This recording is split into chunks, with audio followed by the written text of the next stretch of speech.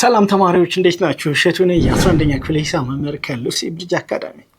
Okay, today we are going to learn about vectors, especially types of vectors. እንደምታስታውሱት በባለፈው ቬክተርን ዲፋይን አድርገናል። Okay, and today we are going to learn about types of vectors. There are different kinds of vectors. We will see. ግን ከዛ በፊት እንደተለመደው ዌብሳይታችን lucybridgeacademy.com እየገባችሁ የተለያየ አይነት ጥያቄዎችን ታገኛላችሁ፣ አጫጭር ኖቶችን ታገኛላችሁ። እንዲሁም ከአምስት ቋንቋዎች በላይ መረዳት የሚያስችላችሁ የራሳችሁ የሆነ personalized assistance ፕላትፎርም አለ። ስለዚህ አሁኑኑ ሰብስክራይብ በማድረግ ጆይን እንድታደርጉ ጋብዛችኋለሁ። ኦኬ ታንክ ዩ። types of vectors. Okay, there are different kinds of vectors.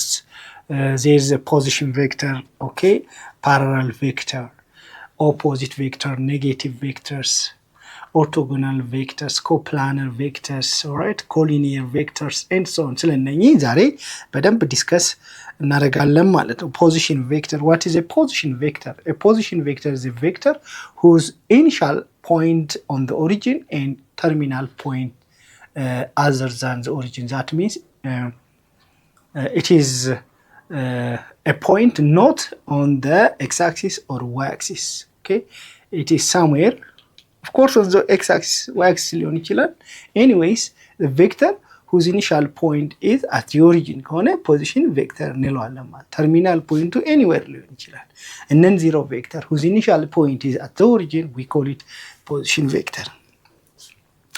Okay, the vector that gives the position of an object with respect to the origin. For example, OP is a position vector. Look, OP is a position vector with initial point 0, 0 and the terminal point x, y.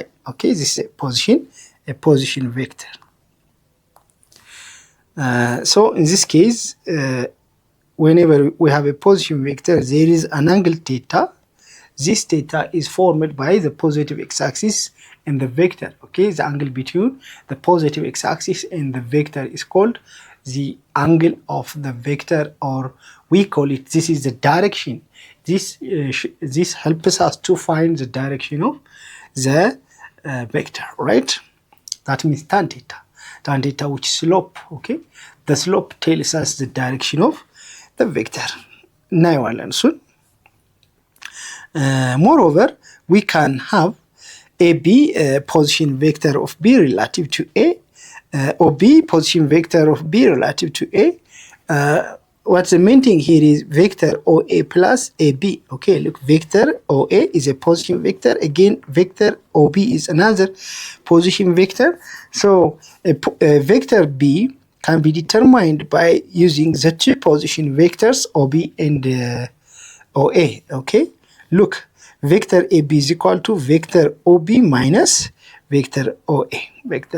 Vector OA ማለት minus of vector OA ማለት ዳይሬክሽኑ ይቀየራል። ኢኒሻል ፖይንቱ ኦ ነበር፣ ተርሚናሉ ኤ ነበር ቬክተር OA።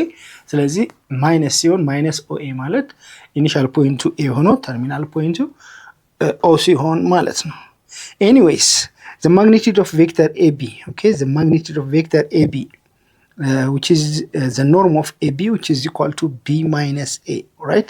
ይሄንን ወደፊት እንመጣበታለን። triangular addition, triangular method እና parallelogram method አለ፣ addition of vectors። እዛ ላይ ለምን እንደሆነ በደንብ እናያለን። እሺ ተማሪዎች፣ የዚህን ክፍል ሙሉ ክፍል ማግኘት ከፈለጋችሁ ዌብሳይታችን ላይ ወይም ደግሞ የሞባይል አፕሊኬሽናችሁ ላይ ታገኙታላችሁ።